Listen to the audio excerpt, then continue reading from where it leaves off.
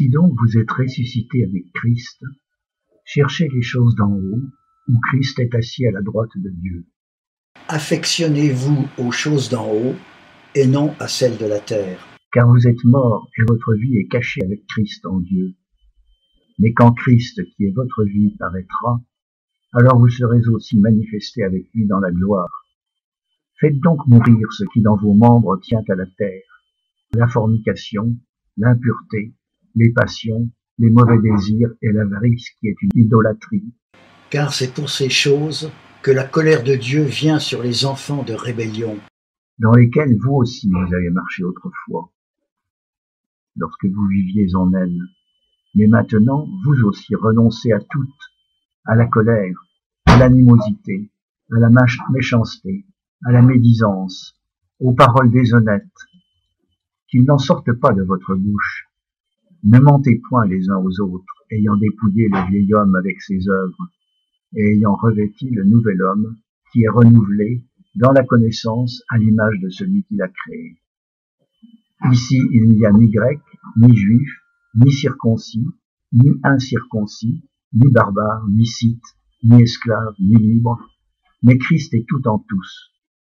Revêtez-vous donc comme les élus de Dieu, saints et bien-aimés, d'entrailles de miséricorde, de bonté, d'humilité, de douceur, de patience, vous supportant les uns les autres et vous pardonnant les uns aux autres, si quelqu'un a quelque sujet de plainte contre l'autre.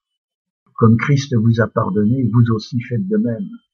Mais par-dessus toute chose, revêtez-vous de la charité, qui est le lien de la perfection, et que la paix de Christ, à laquelle vous avez été appelés en un seul corps, règne dans vos cœurs, et soyez reconnaissants que la parole de Christ habite abondamment en vous, en toute sagesse.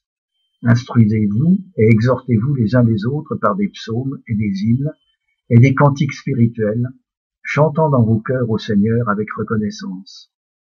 Et quoi que vous fassiez, en parole ou en œuvre, faites tout au nom du Seigneur Jésus, rendant grâce par lui à Dieu le Père. Femmes, soyez soumises à vos propres maris, comme il convient selon le Seigneur. Maris, aimez vos femmes, et ne vous aigrissez point contre elles. Enfants, obéissez à vos parents en toutes choses, car cela est agréable au Seigneur. Père, n'irritez point vos enfants, de peur qu'ils ne perdent courage. Serviteurs, obéissez en toutes choses à vos maîtres selon la chair, ne servant pas seulement sous leurs yeux, comme pour plaire aux hommes, mais avec simplicité de cœur, dans la crainte de Dieu.